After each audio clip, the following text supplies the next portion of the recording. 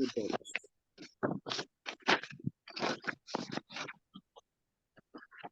The Krishna book is the most nectarian book, and it's often overlooked by devotees.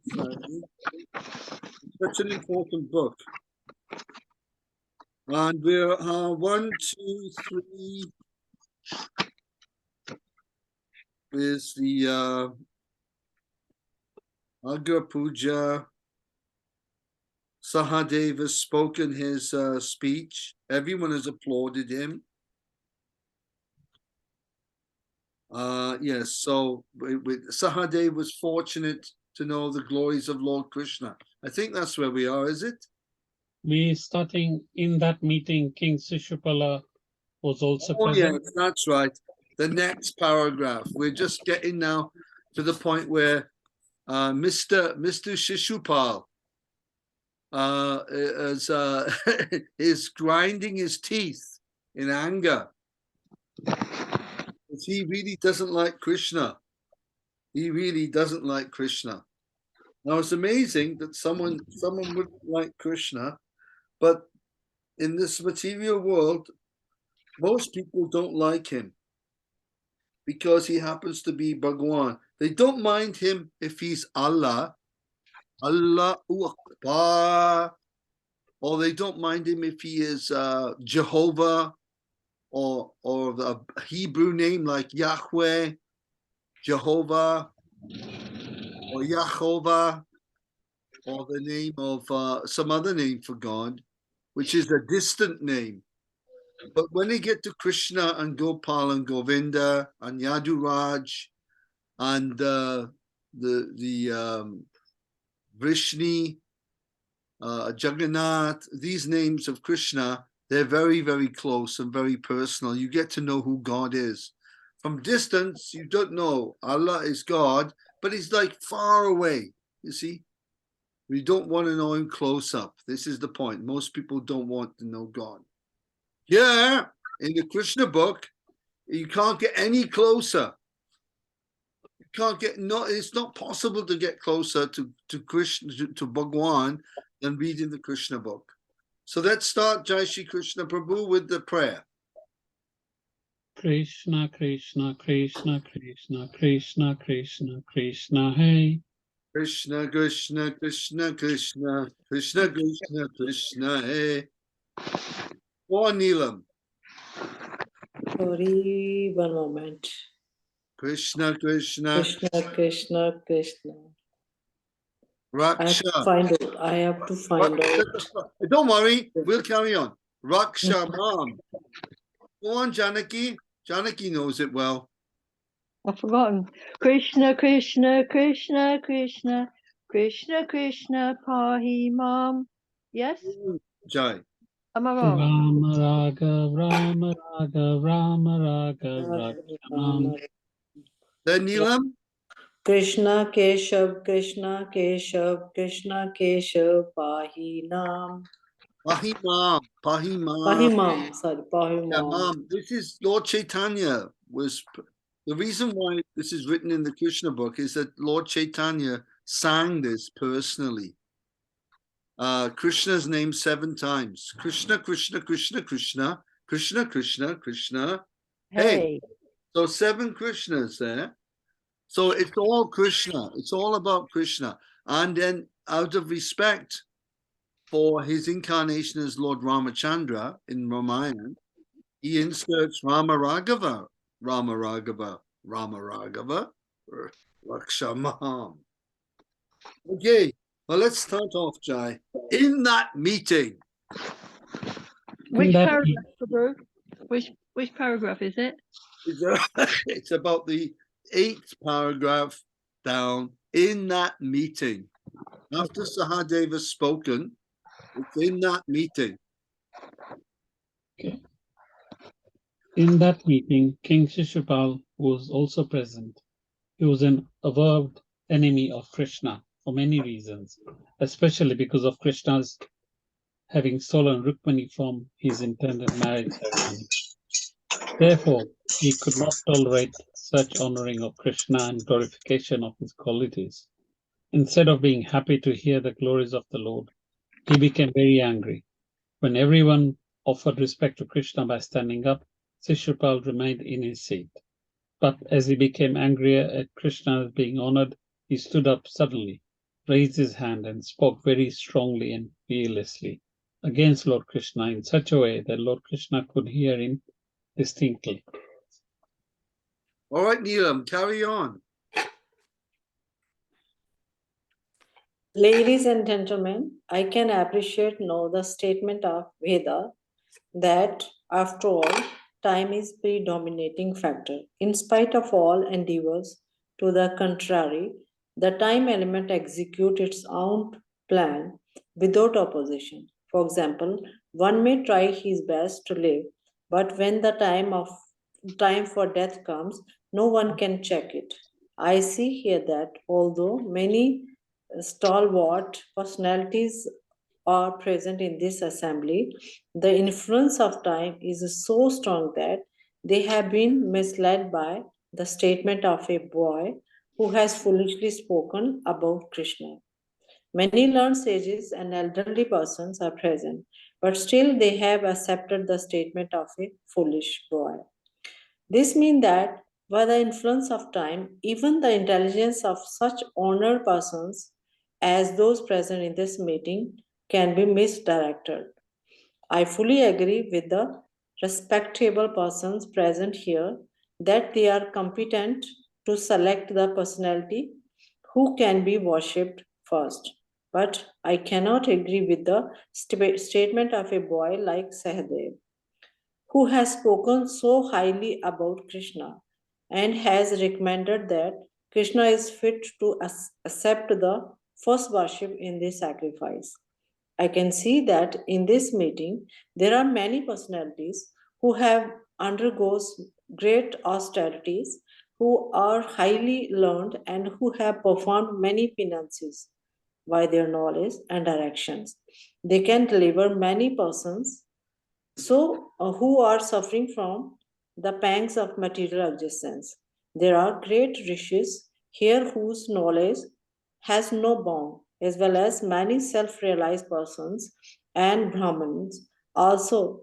And therefore, I think that any of them could have been selected for the first worship because they are worshipable even by the great demigods, kings and emperor. I can't understand how you have selected this cohort boy, Krishna, and have left aside all these great personalities. I think Krishna to be no better than a crow. How can he be fit to accept the first worship in this great sacrifice? Oh, what a lovely speech by Shishupal. Lovely speech. I mean, this is a man now who's standing up against all present, Bhishma Dev. Of course, there are many great personalities present here, and great rishis as well. And he's speaking so eloquently and very nicely, making his case that in due course of time, the time element is so great, Kala is so powerful, that even in time, our intelligence can be withdrawn or taken away, and we can be deluded by the words of a sentimental young boy like Sahadev. So he's speaking so nicely and saying how great so many, and in so doing, he's very expert, Shishupal, in this diplomatic speech of his, that he's glorifying people there. Well, they'll feel great, you know, when you're said, oh, and such is such a great person, and I'm glad you've realized how great I am. Oh yes. So he's a very expertly making a case here, even though his heart is full of hate and envy of Krishna himself. So let's go to Janaki now and ask Mother Janaki to continue this wonderful speech of Shishupal. I'm sorry, I haven't found it yet. Okay, Chandrika's here. Hare Krishna, Chandrika. Hare Krishna. Chandrika's message. Sorry, I just got home. I will listen. Okay, Sambroneche. Yes. Sambrone. Let's welcome Jigna. Yeah. Krishna. Hare Krishna. Go on, Jigna. You can carry on. Do you know where we are? Oh, Jigna just got in here. It's the chapter is the deliverance of Shishupal. Yes. And And this is Shishupal is now making his statement after Sahadev has spoken. He's criticized Sahadev very nicely. And he's criticizing Krishna very expertly. This is the nature of a asura, that they can be very expert in criticism, you see, very expert in criticism. And this is the real business in the material, how we can criticize God. And here he is directly criticizing Bhagawan himself. So the point where you're taking on is we cannot even ascertain which caste this Krishna belongs to. So he said he's a cowherd boy, you know, he's just messing around on a farm. He's not a statesman, you know, we don't even know what he is. So this is the point you continue. Is that all right? yes, thank you, Hare Krishna. We cannot even ascertain which caste this Krishna belongs to or what his actual occupational duty is. Actually, Krishna does not belong to any caste, nor does he have to perform any occupational duty. It is stated in the Vedas that the Supreme Lord has nothing to do as his prescribed duty. Whatever has to be done on his behalf is executed by his different energies. Shishupal continued, Krishna does not belong to a high family. He is so independent that no one knows his principles of religious life. Indeed, it appears that he is outside the jurisdiction of all religious principles. He always acts independently, not caring for the Vedic injunctions and regulative principles. Therefore, he is devoid of all good qualities. Shishupal indirectly praised Krishna by saying that he is not within the jurisdiction of Vedic injunctions. This is true because he is the Supreme Personality of Godhead. That he has no good qualities means that Krishna has no material qualities, and because he is the Supreme Personality of Godhead, he acts independently, not caring for conventions and social or religious principles. Thank you very much. Yes, there we are, you see. Now, an expert person can take Shishupal's condemnation words of Krishna and turn them, just like when Jarasandha, Krishna, he called Krishna, he said, Purush Adama, he said, you're a Purusha Dharma, you're the lowest of persons. But Purusha Dharma also means that you are so great that you make everyone else lower than you. He called Krishna Gupta. He said, you're Gupta. Tu Gupta. Tu Gupta, he said in Hindi. Tu Gupta mean you're hidden. And of course, he was hidden, Krishna, as a young prince when he was born in the prison house of Kamsa. He was hidden in the home of Nanda Maharaj and Yashoda in Gokul Vrindavan. And he was hidden and protected as a child from the Asuras. Of course, the Asuras were killed by Krishna. But the thing is that he was hidden. But then taking it again, Krishna is hidden in everyone's heart as Paramatma. So everything can be turned in Krishna's favor because he's absolute. Okay, let's welcome Charnaravinda Prabhu from Battle in Hastings. Haribo. Hare Krishna. Haribo. Prabhu, welcome. Jigna has put up the connection for you. And we are in chapter 73 entitled Deliverance of Shishupal. And we're about the 12th paragraph down, beginning with Shishupal continued. Let's ask I've got mine now. Yeah, I've found it now. Janaki then, To continue, Shishupal continued. Shishupal continued, under these circumstances, how can he be fit to accept the first worship in the sacrifice? Krishna is so foolish that he has left Mathura, which is inhabited by highly elevated persons following the Vedic culture, and he has taken shelter in the ocean, where there is not even talk of the Vedas. Instead of living openly, he has constructed a fort within the water and is living in an atmosphere where there is no discussion of Vedic knowledge. And whenever he comes out of the fort, he simply harasses the citizens like a dacoit, thief, or rogue. Shishupal went crazy because of Krishna's being elected the supreme first worship person in that meeting. And he spoke so irresponsibly that it appeared that he had lost all his good fortune. Being overcast with misfortune, Shishupal continued to insult Krishna further, and Lord Krishna patiently heard him without protest. Just as a lion does not care when a flock of jackals howl, Lord Krishna remained silent and unprovoked. Krishna did not reply to even a single accusation made by Shishupal, but all the members present in the meeting, except a few who agreed with Shishupal, became very agitated, because it is the duty of any respectable person not to tolerate blasphemy against God or his devotee.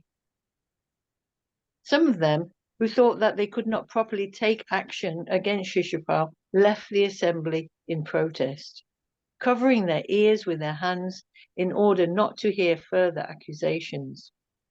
Thus they left the meeting, condemning the action of Shishupal. It is the Vedic injunction that whenever there is blasphemy of the Supreme Personality of Godhead, one must immediately leave. If he does not do so, he becomes bereft of his pious activities and is degraded to the lower conditions of life. Right.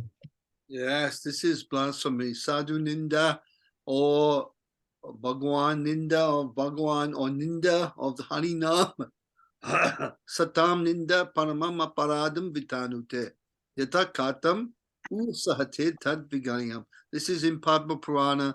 The 10 offenses against the holy name are there. And whenever we hear some blasphemy or offense against the Lord, one should do one of 3 things. One should leave that place. One should, by expert argument, defeat the offender, defeat them by expertly revealing that they're actually ignorant themselves of the actual facts, or one should give up one's life. These things, just like Sati. Sati is a prime example of Lord Shiva's wife. In the 4th canto of Srimad Bhagavatam, Mother Sati, she couldn't tolerate. Do you know the story, Neelam?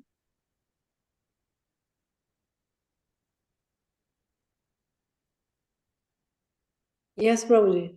Please tell us what happened. I'm sure you know.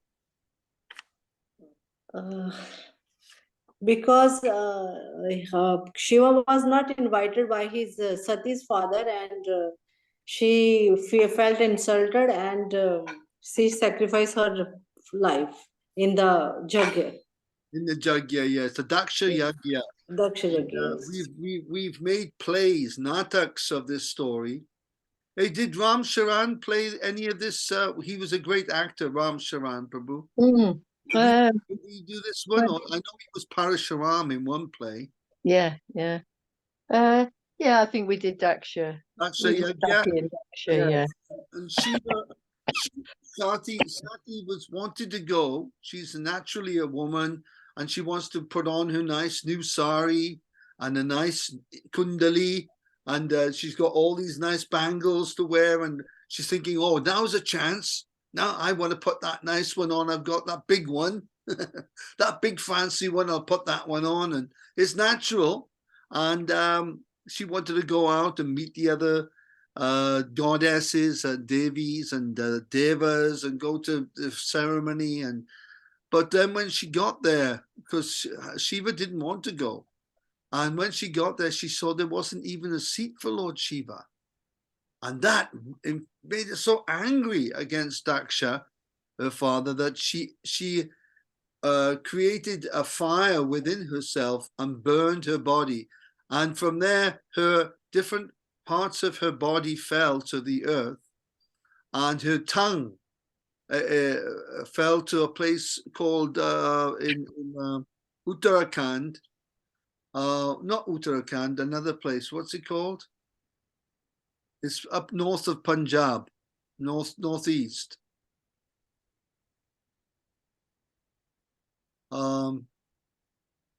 What's it called? Northeast of Punjab. Jwalamukhi. Jwalaji. Jwalamukhi. Yeah, where's that? Jwalamukhi. Which state is that in? It's Himachal. Himachal Pradesh.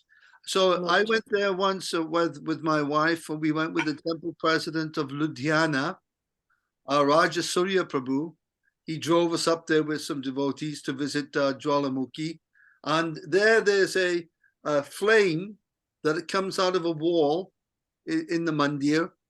And that flame has no source of fuel. There's no fire. There's no, what they call it, gas or fuel. It's a mystical flame. And the scientists have studied it for years. They can't find the source of the flame itself. So that's called Jwalamukhi, which means the tongue of Sati. And then her eyes, they fell in another place. And this is the story of the Sati. So thank you for that, Neelam, for telling us the story. Thank you very much. So she gave up her body. This is an example of someone giving up their life out of protest. Not that we should go and kill people. This is crazy. Kali Yuga. Oh, you're blaspheming God. Kill the person, you know. No, they should be killed. They should be killed. Why? You go and kill some poor woman, like I've seen in some cultures. They say, oh, so this person, rumor, they spell rumors. This person has done something to a holy book, burned it, or then they find out after they've killed her and burned this poor innocent woman, they find out that she didn't do it. Someone had just spread a rumor. So this is the Kali Yuga madness. This is not recommended that you go killing people for blasphemy. That's not allowed. You do one of three things. Who can tell me the first thing you do? Try to refute the argument. Try to refute the argument. If you can't do that, leave the place. Leave the place. If you can't do that, then give up your life. Like this. So it's something like that anyway. Yeah. So that's very good. All right, Chana Ravinda Prabhu, have you caught up with us? Carry on. All the kings.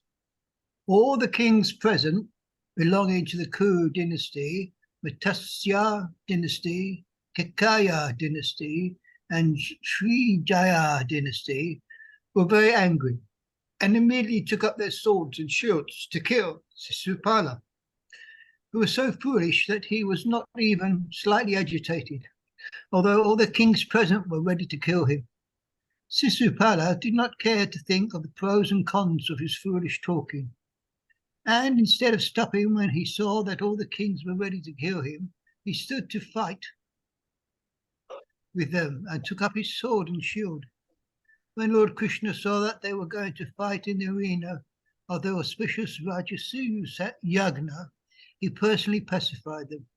Out of his causeless mercy, he himself decided to kill Sisupala.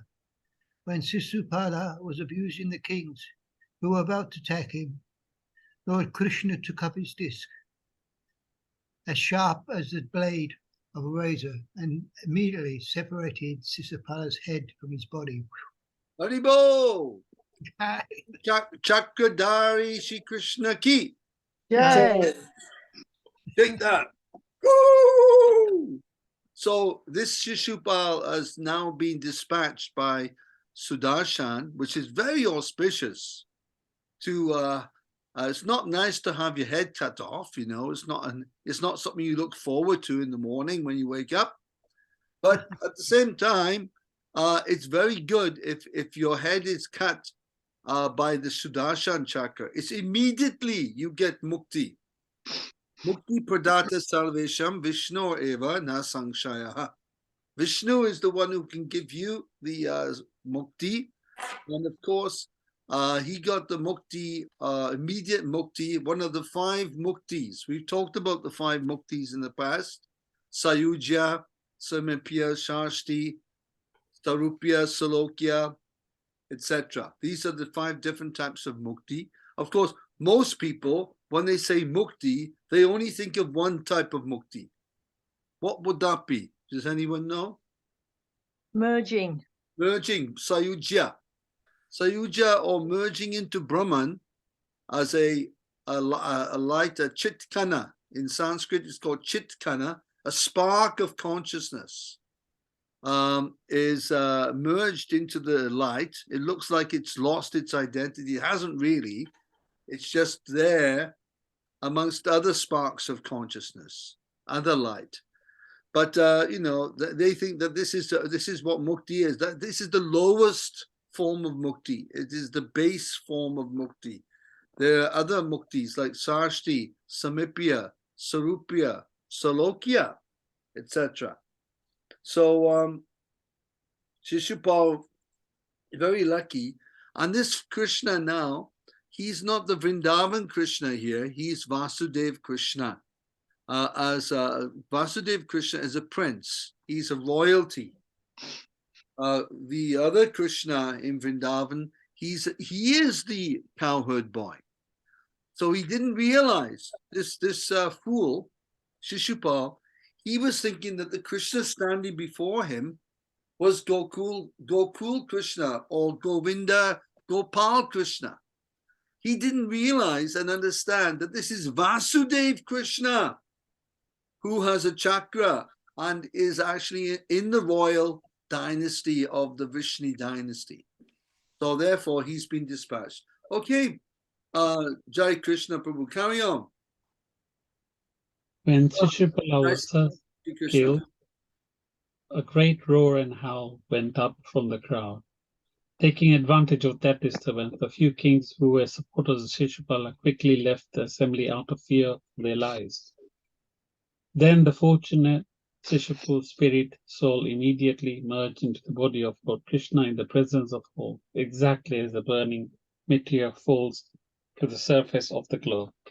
The merging of the Shishupal's soul into the transcendental body of Krishna reminds us of the story of Jai and Vijay, who fell to the material world from the Vaikuntha planets upon being cursed by the 4 Kumaras, for their return to the Vaikuntha world. It was arranged that both Jai and Vijay, for 3 consecutive births, would act as deadly enemies of the Lord, and that at the end of these lives, they would return to the Vaikuntha world and serve the Lord as his associates. Thank you, Prabhu. Thank you very much. And of course, this is why a lot of people who are not misinformed, Prabhupada describes it, people with a poor fund of knowledge. Lovely, lovely description. People with a poor fund of knowledge. That's people who are poorly informed. They got little information. So they hear the story. Shishupal is killed by Krishna. And just see, Krishna, mukti means to merge into Krishna. And of course, Krishna is Parabrahman. So now the soul is merged into Brahman. And therefore, ultimately, Brahman is the ultimate truth. Because we merge into the Krishna, who is the also Parabrahman. So they think that all kinds of mukti is this. But this is like if you've been killed by Krishna. Mukti, this Sayujya, is for demons. It's for those who are envious of the Lord. So Bhaktivinoda Thakur writes one bhajan, and he says that I'm so unfortunate. He said that I'm only fit for the mukti of Sayujya mukti that people want is Kaivalya mukti. The people people, and he said, what is that kind of mukti? That you're there in Brahman and you're amongst many demons and envious people. Now, who would want to live amongst envious demons, like your next door neighbor? Hey, Neelam, what's your next door neighbor like in Moscow? They are good. Oh, they're good. Good Russian families. Oh, Russian family, they're okay. Yeah, they're not saying to stop the kirtans. No. At the night they stop. Uh-huh. It's supposed to be say at the night, but What about daytime. Janaki? How's Janaki's neighbours there in Leicester? They're okay. Yeah. One of my neighbors, he'll always greet me with Hare Krishna, Oh, English like that. oh, Somehow or other. you're lucky. How about Jigna there oh gosh, I've forgotten the name of the place. Kenton. Kenton. Yeah, our neighbours, they're nice. They're Swami Narayan. I would have believed that. There's so many Gujaratis there in Kenton. It's outrageous. How about in Battle? What's your neighbours like, Prabhu? Oh, they want to lynch me. They want to lynch him.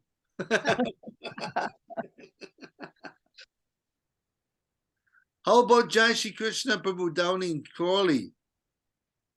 They're all good, all neighborly. All neighborly, yeah. Yeah, we've got only one neighbor because we're a corner house here. So one neighbor's here, Sikh family. They're nice people. It's just that they eat non-veg sometimes, and sometimes their cooking is very, very hard to take.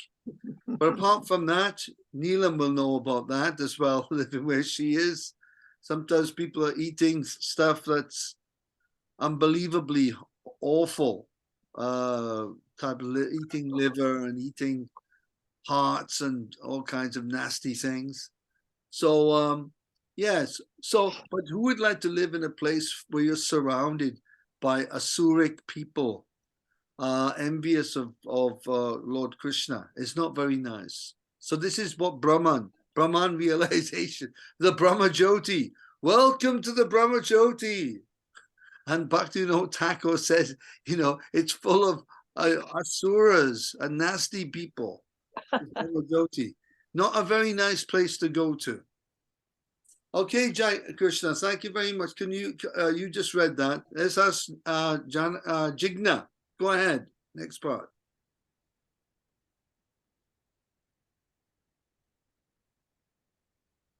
Although, is this correct? Although Shishupal?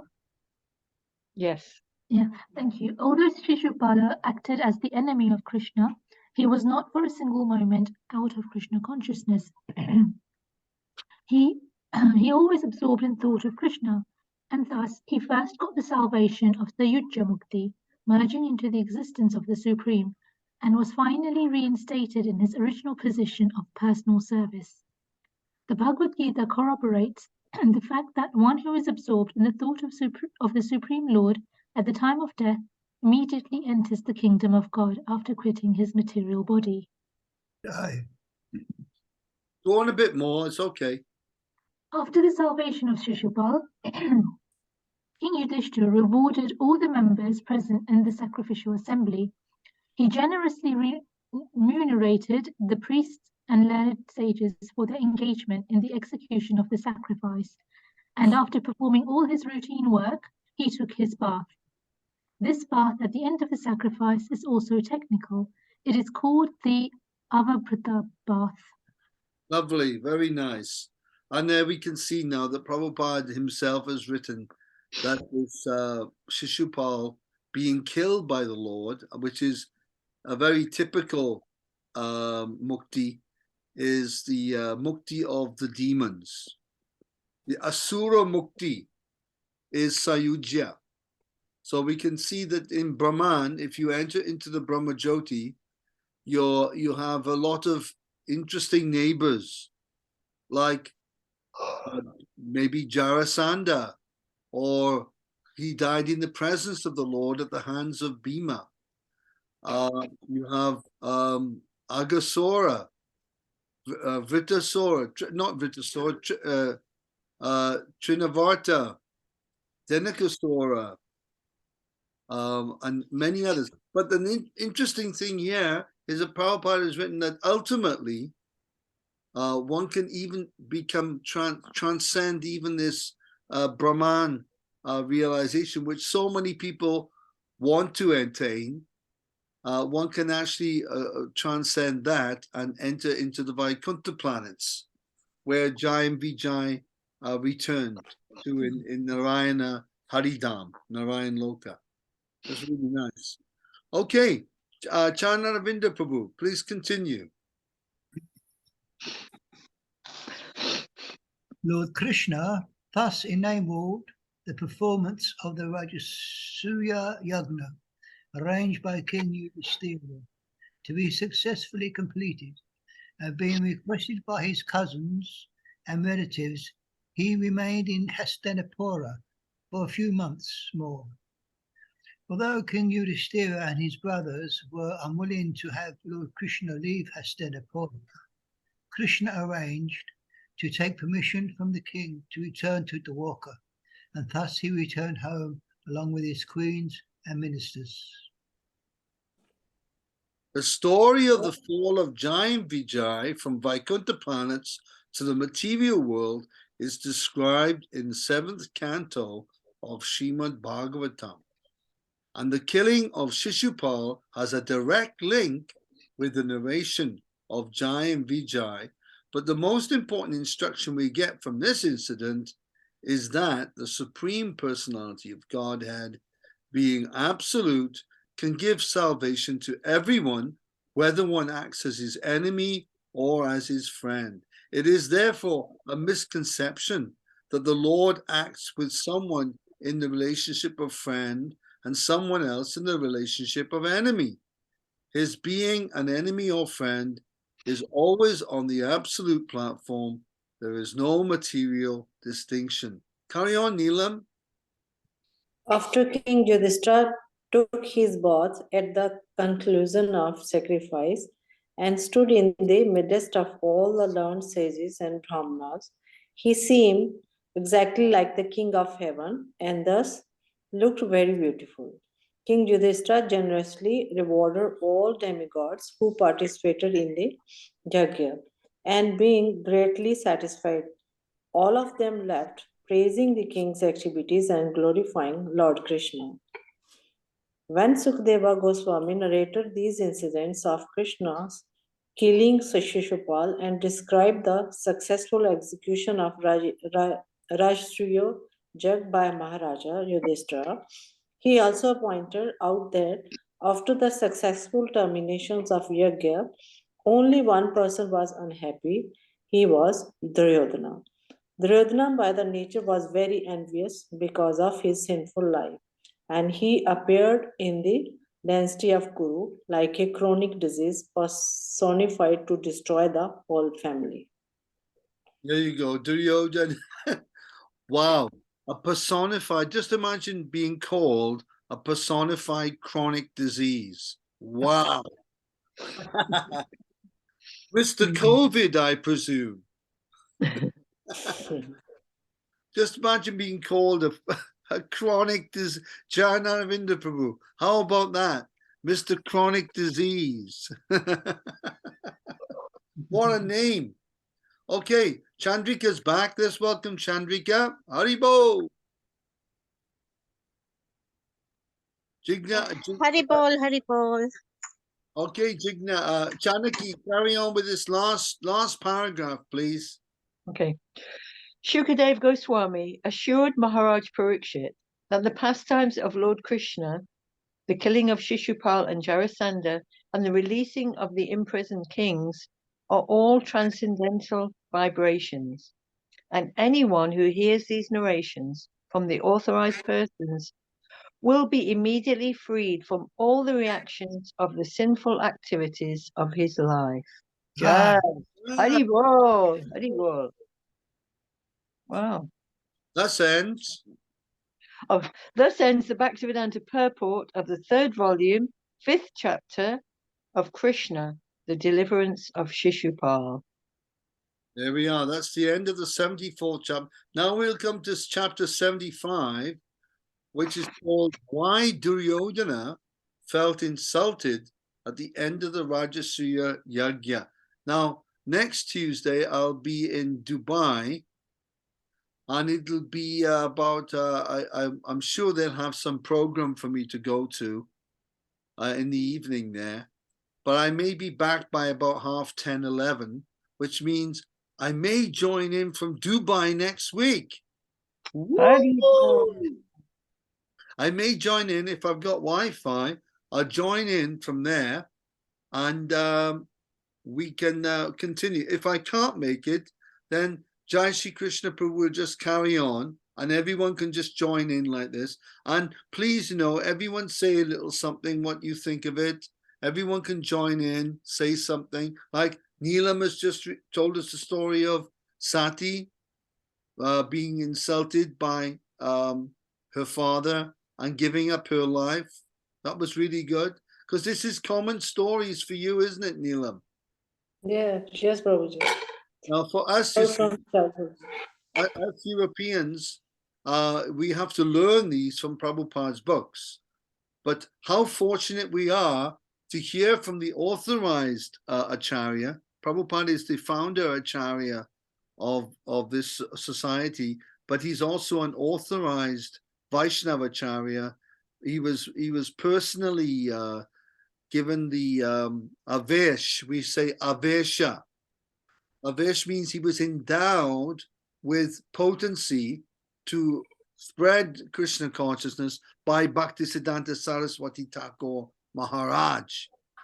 Now, if you're given power by someone like Bhaktisiddhanta Saraswati Thakur Maharaj Prabhupada, then you have, there's nothing you can't do.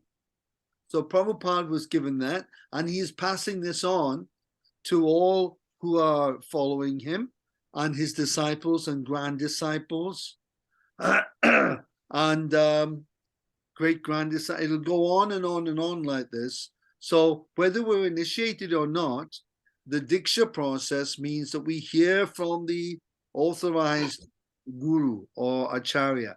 So Diksha is in two forms.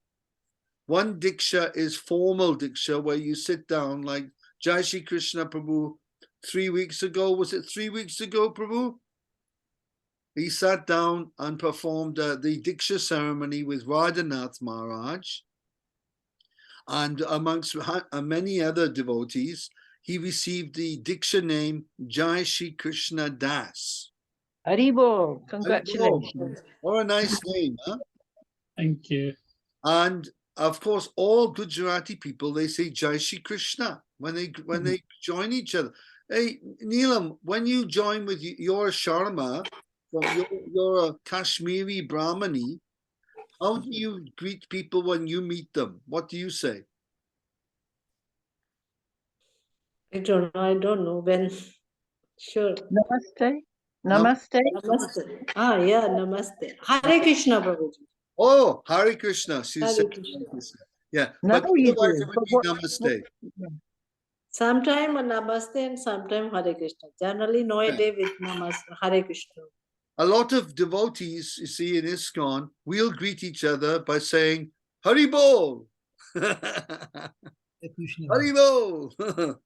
So Hare Krishna, Haribol, or in some cases with the Gujarati community particularly, and I've had an extensive experience of that in Leicester in 1980 when I was posted there in the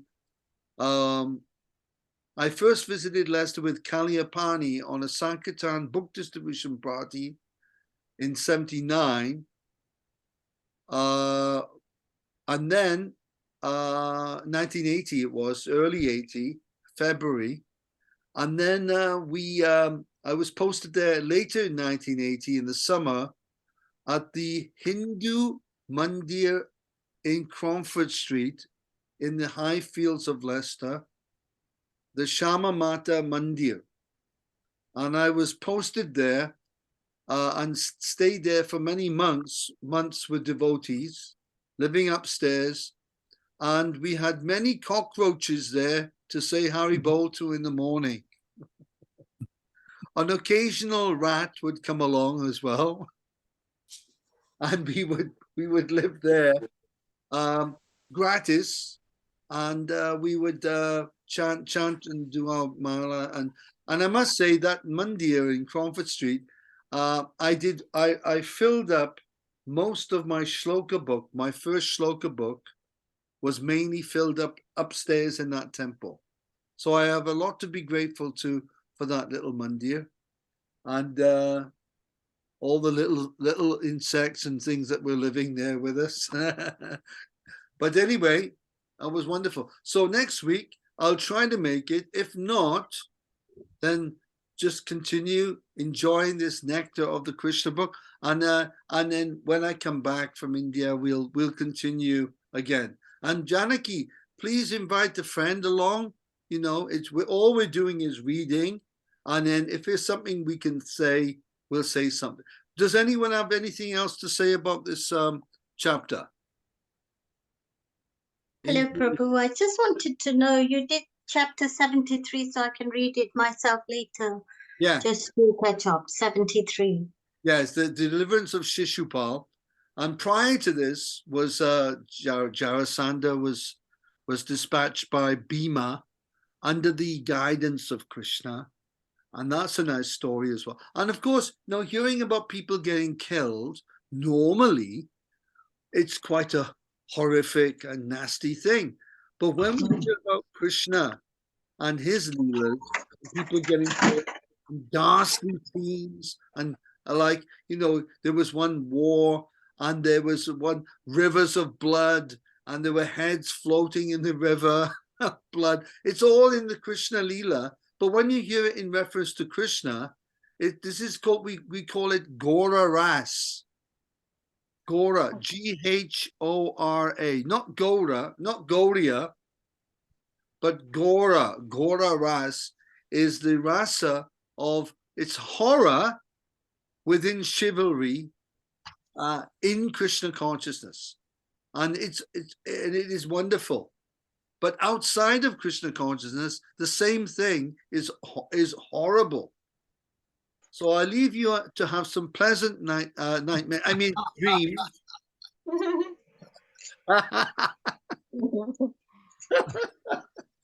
Have a pleasant dream tonight. Okay, dream of Krishna and be blessed. Hare Krishna. Thank you, Prabhu. A lovely trip, Prabhu. Haribol, thank you. Hope to see you next week. Prabhu, are you going to Mayapur? Are you going Yes, Mayapur? yes. Yeah, we'll go to Abu Dhabi and then Dubai, Sharjah, and then we'll fly to Delhi to do the shopping for the schools. Oh, After okay. 2 days there, we head to Vrindavan, and then 5 days there, we head to Mayapur. And then after there, we go to Patna in Bihar for 1 week to do programs all over Patna Oh, fantastic. with my keyboard here, with this one. Lovely. And then after that, we'll travel from Patna on the Indore Express to Jhansi. Oh, And we'll stay in Jhansi for 2 days, go to Vrindavan, and then on Gaur Purnima, the day before Gaur Purnima, we'll return to Jhansi for a 3-day festival in Jhansi with the keyboard.